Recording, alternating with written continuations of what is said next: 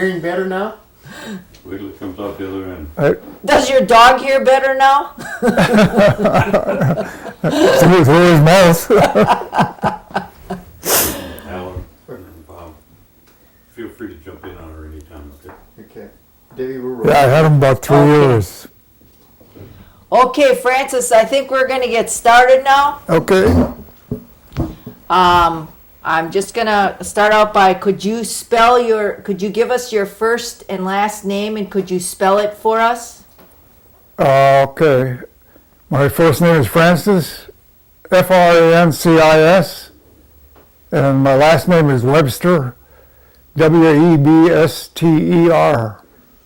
And could you give us your birth date? I was born September 24th, 1932. Where were you born? I was born in, I was living in, on the Bad River Reservation, and at that time, everybody, all the women had to go to Hayward for about 30 days, to have their babies, and that's where I was born, in Hayward. It's an Indian hospital there. Who were your parents? What were their names? My father's name was Francis R. Webster, and my mother's name was, her maiden name was Cecilia Bennett. Okay. Do you remember your grandparents' names? My grandfather on my dad's side was John Webster, and he came from Oneida, Wisconsin. Mm-hmm. And then he married he was a musician. He traveled all over, so he finally married a woman in Minnesota, White Earth, Minnesota. That's where my dad was born. And then my dad he moved around. He met my mother on the Bad River Indian Reservation. That's where he married her, and then when a woman had a baby, they had to go to Hayward, Wisconsin, and that's where I was born. Okay. How many brothers and sisters do you have? I got 7 brothers and 3 sisters. Could you give me their names? I'll go down the list of the brothers. There's Jim, Larry, Joe, let's see, Julius, and I got twin brothers, Dean and Jean. That's 6. Let's see, I got a brother, Larry, from Kansas City. And my sisters are Estelle, Webster, Clementine, and Cynthia. Okay, that's good. And your parents now, you said your dad was a musician? My grandfather was a musician. Your grandfather was a musician? Yes. And do you know, your grandma, did she have any job, or was she a homemaker, your grandma? Yes, my grandmother was a homemaker. That's on my mother's side. My grandfather's on my dad's side. His name was John. The one we were just talking about. Mm-hmm. And Okay.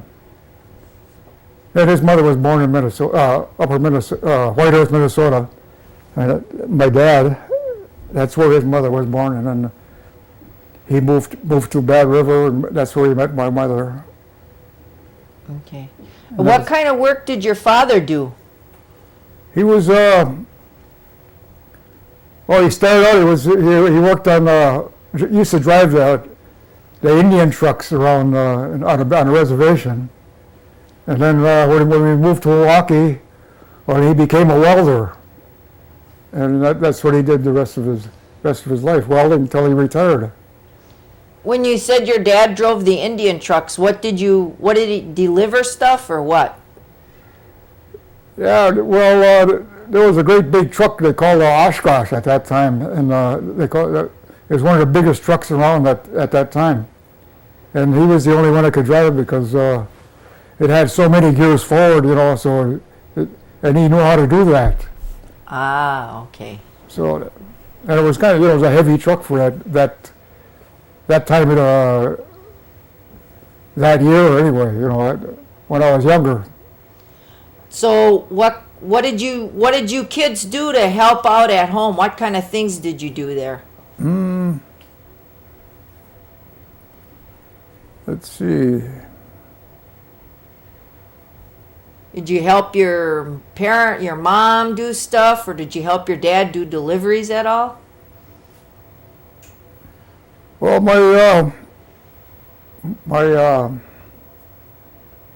when I was younger, my dad moved to the reservation, to Milwaukee to find work.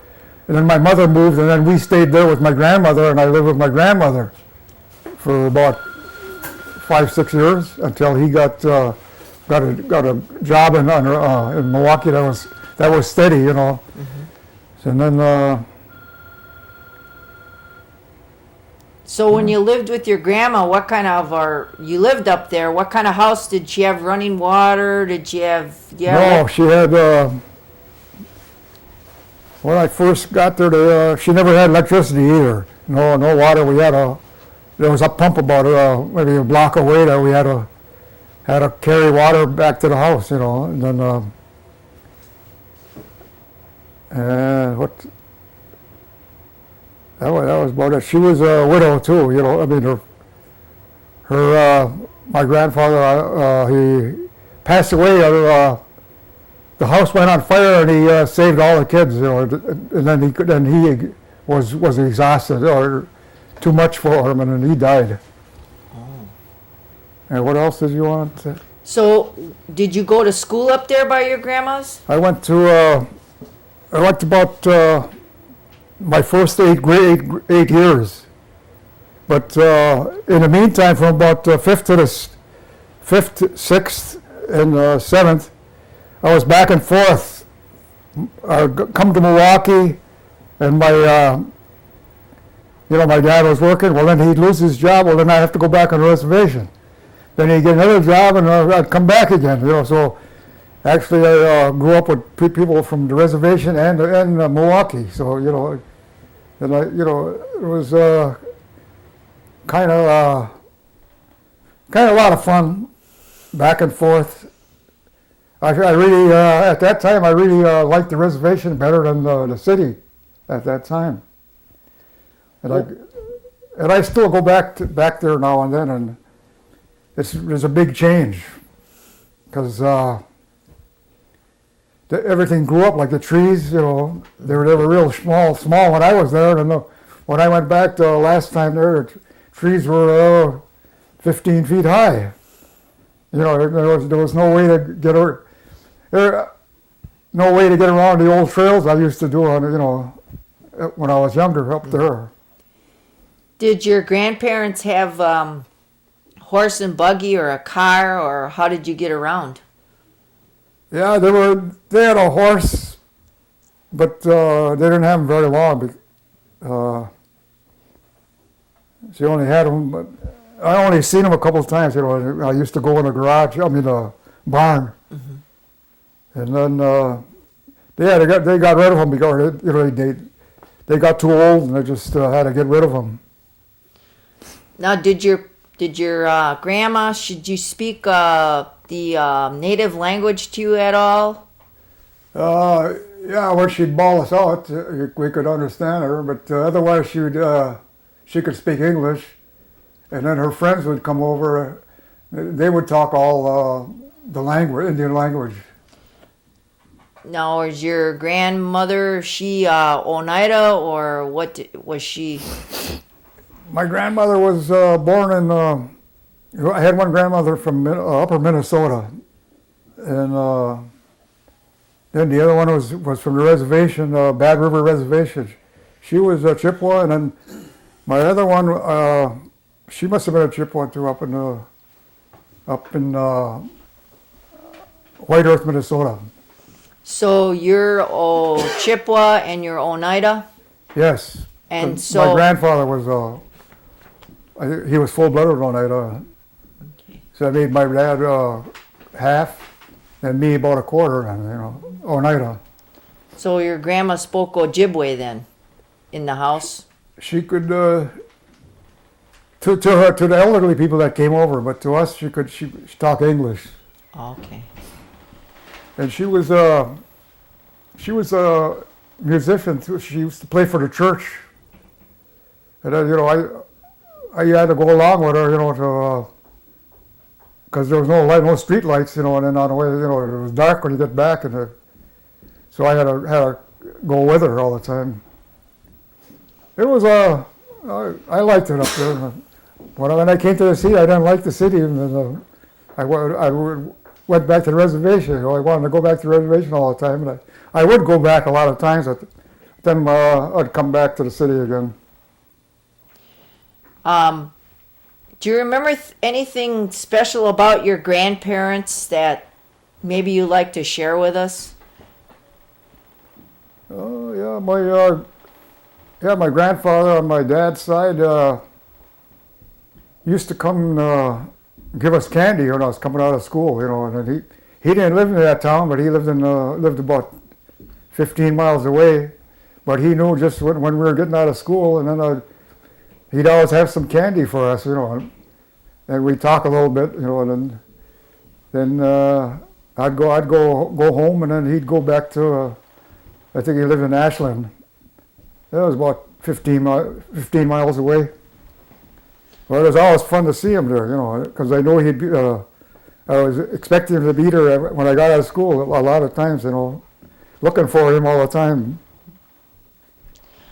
Now, did you ever go to Oneida at all when you were growing up? No, not until I came to Milwaukee. And then we got into this Indian club with my uncle. He was part of that group, and then we used to travel with him. What was your uncle's name? Alpheus Smith. Do you know who he was married to? Yeah, Do he you was know? married to my brother's sister, Cecilia. Oh no, what is her name? Smith. Delia Smith was her name. Okay. And when you traveled around, what did you do as you were traveling around with them, with your uncle? He was organizing an Indian group, and we got invited to a lot of the rodeos around. Like I remember one time we went to Cincinnati and seen Hopalong Cassidy one time, and then we done that. Then Milwaukee, they had that Sensorama. Well, we parade with them there too, and then every time we parade, we got $20. So it was worth it, at that time. It was a lot of money. So did you have outfits that you wore, or what? What were you parading? What did you wear outfits or? Yes, I wore. We had all. Al Smith, he had a whole bunch of. He took care of all the Indian stuff we had. He had a great, and then we'd have to go try. We'd go try it on, as we got older, bigger stuff for that. And then we'd always have to bring it back to him, and then he'd save it for the next group. So how many were in your group? Do you remember? Oh, there was probably about 20 of us. And then guys would leave, and then he'd get more younger guys in there, When you, I'm going to backtrack a little bit. When you were growing up, was there any cultural practices that you did when it comes to Native American cultural practices at all? Pardon? Like, was there ceremonies or anything you remember growing up? Yeah, well, he had, my uncle, Alpheus was head of the Indian group there. Well, he'd have a dance, a spring dance, a fall dance, Christmas, and then everybody would the same people from all over from the city and a lot of people up north come to those doings. And we'd always put on a little program with our outfits on, and then after that program, then they'd have a regular dance, with regular music, They usually had a band there, and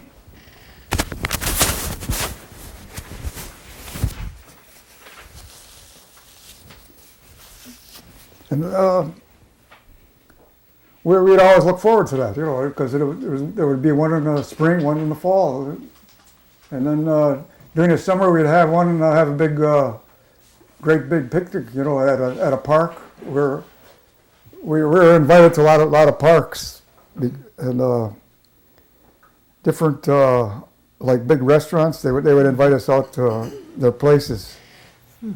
So we traveled pretty. We were always. We were pretty much on the go at that, instead of staying home all the time, we were just traveling around. Did you go to school at all? I mean, I know you said you went to 8th grade. Did you go to high school at all? Yeah, after I went to South Division, Okay. but my dad got in a car accident at work, and then I quit. In about my 11th year, I quit, and then I got a job where he got hurt, and I helped support the family, Then that was probably until he got healed up, and it took him about a year or two to get healed up. Then he went back to work, and then it was time for me to go into service. I got drafted because I got a deferment until my dad went back to work, and then as soon as that deferment was over, they called me in. Then I went into service for 2 years. What branch? I was in the Army on Signal Corps, and they made a photographer out of me. Yeah. Wow. Well, see, at that time, a lot of the photographers were getting bumped off because they flew light planes over, and then they get shot out with a rifle. So they get shot. So instead of wearing that steel pot on their head, it had a sit on it. That's because the bullets were coming from underneath. These planes flew real low, and they get hit by rifles. Oh wow. That was, but I never got into that. By the time I got over there, it was I never went over, but I was on my way over, and then everything stopped. The war ended. So it's like So then we froze. We stayed right where we were at. I stayed in Fort Lewis, Washington, the state of Washington. Mm-hmm. I stayed there and finished my time out there. So you were in Washington for those 2 years then? Probably about a year and a half. That was after my training, and then because I got drafted, you only had to put in 2 years where you got drafted. Okay. So and then they were knocking off photographers pretty, from with a rifle. So they went through a lot of photographers. So I got into that because I was on my way over there too. And when I went to Washington, I was the next one to go over there. But then everything ended, and we stayed. Everything was frozen. Everybody stayed right where they're at. And what did you do after you got out of the military then? Then I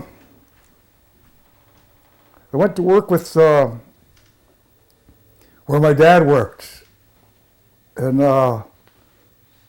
when I went to school, I learned how to read prints, read blueprints. So I got a job with him, setting up stuff and all. They call it a setup welder, So we'd make things from blueprints, and I was working with another man who showed me a lot too. Another guy worked there. He showed me a lot.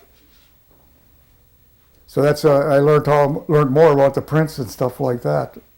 And then we were on a little shop on the top, on the second floor, like a small place. The big shop was downstairs. We were upstairs. We made small stuff, like handrails, stairways, stuff like that. And how long did you work there then? I worked there probably about 5-6 years. then the company went out of business.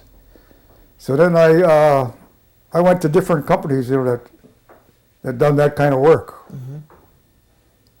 And then I finally wound up in a sheet metal shop, and that's where I finished up until I think I retired when I had about 18 years in there. Then they had a little pension, so it was at that time I had a pension, Social Security, and I could make more just by collecting that. So then I just quit working. Are you? Did you marry at all? Did I marry? Yeah. I was married. Let's see. I got married in 1958, and I'm still married yet, and I think we're going on about 48 years. Wow. Congratulations. So I think she's planning on having something on the 50th. So that's coming up pretty soon. So how many children do you have? I had one that died, and now I got let's see, there's Tom, Brian, Keith, and then the one that we never had any girls, and the one that died. So it was four. I had four, and then 3 are still living. And so how many grandchildren do you have? I got about 7 of them. Oh, wow. Are any of your children involved in anything up in Oneida? Do they go up there sometimes, or do you have family still living up there? I got a lot of cousins up there that I go up there a lot, because it's only 100 miles from here. So I go up there a lot, and then I get medication from it up there, and then I do a lot of visiting, Okay. Because The wife's name. when we were younger, we used to go up there with my uncle too, and then, so I knew people before before that. I run into them all over there. Okay. A lot of them back there now used to live in Milwaukee. They all went back to most of them went back to the reservation because everything got better up there. And What is your wife's name? Mary,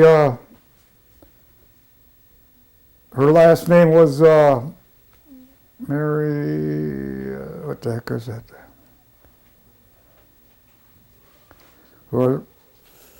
Her father was a white man. He was from Shawano. That wasn't very far from the reservation. And his name was Louis Salzman. So that was my wife. Her name was Mary Salzman. And then let's see. What was that again? Her, Oh, no, that's what I needed to know, what her maiden name was, Mary Salzman. What, Mary? Yeah, Mary Yeah, Salzman. she was, so her mother was from the reservation. Her name was Sadie LaBelle. Is that Ojibwe or is that That was Menominee. Menominee? Okay. And then my father was from Shawano, and he was a German. So my wife is part German, part Menominee. Okay.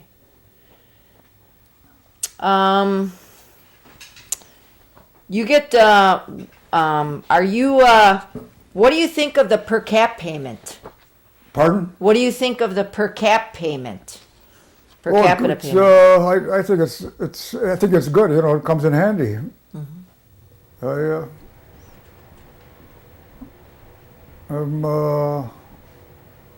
think it's coming pretty soon again. I think around, so I'm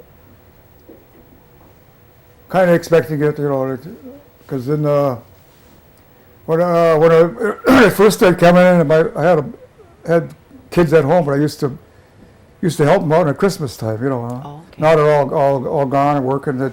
So that would be more money for me now.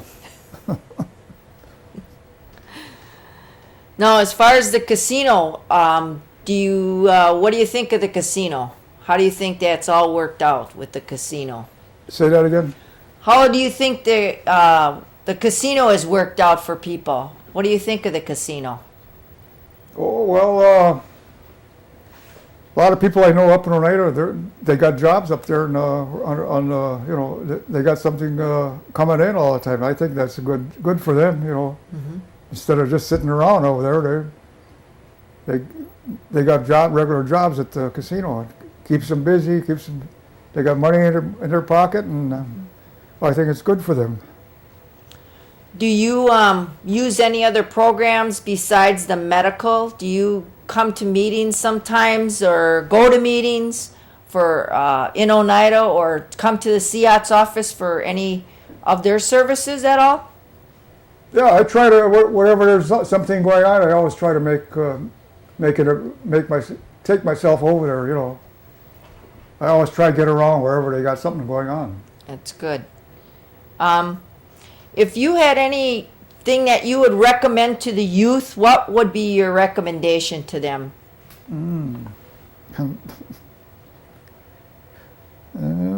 Let's see.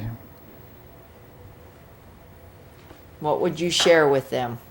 I'd say get as much education as you can, and then stay out of trouble. Because a lot of them get in trouble, they get stealing and stuff like that, and then they get thrown in jail, and then it's not very good. They get out. Actually, I think they get worse. Is there anything that maybe I didn't ask you about that you'd like to share with us at all? No, I think we covered it pretty well. Okay, I'd like to thank you I've got a couple things for you, Debbie, Okay. if you don't mind. Sure. We didn't talk much about anything as far as activities he did when he was young growing up, things that he'd play in the summer or winter time. Okay. That and the holidays, I think, Okay. would be something that we could talk about. And I don't know if Gordy has anything extra, but we can see after you cover those, maybe. Okay. A few more questions.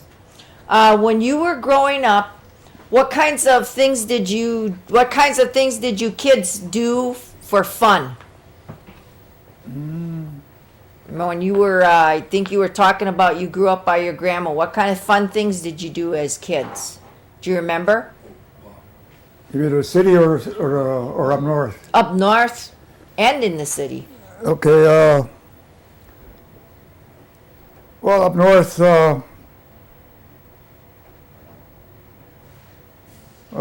at that time, well, we had I had friends, a lot of friends there, and then we had marbles. Then we go hunting and fishing, Oh, okay. and that's another thing I had to do with my grandmother. She worked with the seasons too, and she like the wild rice season. Well, then she'd go out there, Then we had to go with her because we couldn't stay in the city, so we'd go with her. It's about 4 or 5 miles up the river towards Lake Superior, and that's where the wild rice was. And then they had a little island there where we stayed.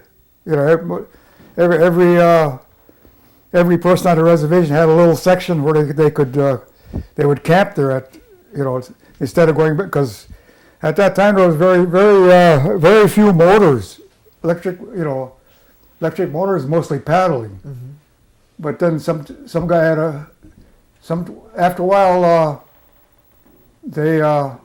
one guy had a motor, and then he told maybe half a dozen people up the river and then back daily. But before that, they had to stay right on the island, And then there was no electricity or anything, but it was actually a lot of fun at night because everybody was working on their rice. There was campfires all over, and then they'd catch a wild animal. They'd cook it. It was a lot of fun. So you actually did the ricing in the boats? Yes, yeah. I have two people. One person with a big pole that pushes you around through the rice, and then the other one knocks. They had sticks that they would pound the rice into the boat. They had canvas down that would catch all that rice. Then when it usually take about 5-6 hours to fill it up, then they'd head back to the land. Then they had there was a lot of worms in it, the worms were eating it too. Well, then they'd put it on this big kettle and then brown them and that would kill the worms. And then they put it away till they got back to the reservation. That's interesting. Yeah. Hey, Francis, when was the last time you've been up there racing? When was the last time you've been up there racing? Well, I was up there this past summer, because they have what the heck do they celebrate anyway? Oh, they have another powwow up there, and then they got people got different stands around the area. So selling food and stuff like that. And So have you gone ricing after you were older? Did you do that at all? no, I got I still get rice. I get it from my cousin who lives up there. And he does it. Do you remember anything about the holidays? Any special holiday, and how did you celebrate? Like, say, Christmas? How was that celebrated? Like what? Like Christmas or any holidays you remember in your mind? I remember Christmas, and we go out and get a tree, or go chop a tree down, bring it in, decorate it. And then wait till Christmas Eve, and then people would come over and stuff like that. Did you get presents at all, or? I used to get presents from my dad, but then one year he lost his job, and there was nothing there. One year, I remember one year there was nothing there. But that was it was kind of disappointing, because at that time I think we kind of believed in Santa Claus, and then and it didn't happen. Well, then we knew better. So that was it. But you had a lot of family that you got together with. You had family that you got together with. My grandmother and uncle, they were musicians, and they had a big piano there, and they'd be playing piano a lot of times. And then I remember them telling me that they had the only piano in town. So whenever there was a party, somebody would come over with a truck. They'd throw the piano on a truck and take it to the party, and that's where they'd have their music, So they had music. Sounds like a fun time. Yeah. And that piano was kind of big too. They'd throw it on the back of that truck, but the guys were kind of strong. A bunch of guys, and boom, just throw it on there. Or nothing to them. Mm-hmm. Take it to the party. Anything else, guys? I guess what I'm trying to find out, and you can ask him if his Oneida heritage, or even if tribal sovereignty means anything to him. And then I got one last thing to wrap it up after that. Okay. As far as your Oneida heritage, the Oneida side, is there anything that you can remember that was shared with you or that you grew up with as far as Oneida traditions, Oneida culture, or anything like that? Any other traditions?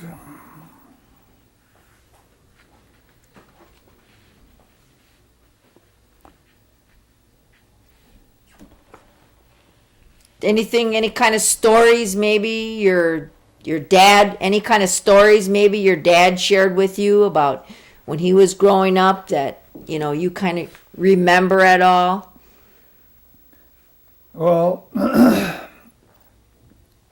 only one that I think about is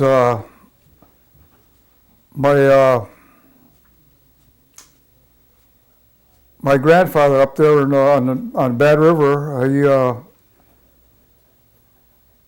They had a fire in the house, and then he saved everybody that was in the house.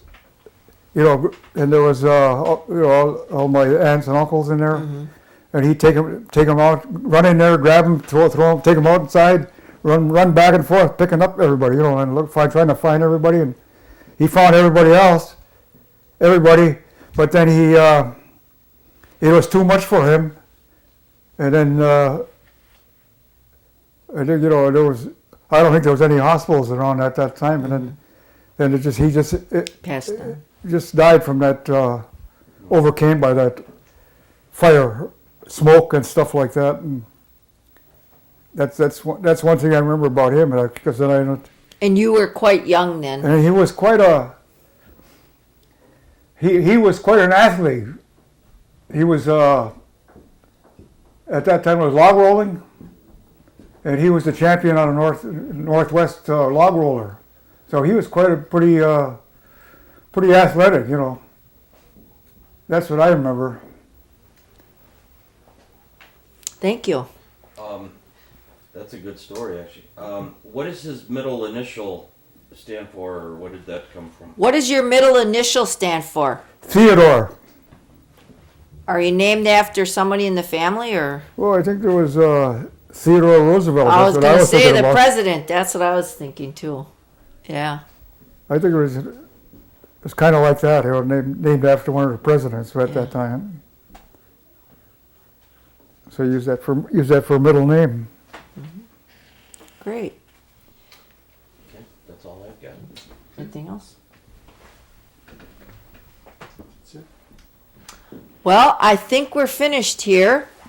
And the tape that we just taped now, they will send that to you in a few weeks. Okay. And we sure thank you for your time. It was very good, very interesting stories. Oh yeah. Yes. Yeah. And we're glad you could thank you. come. We're glad you could come today. Oh, thank you.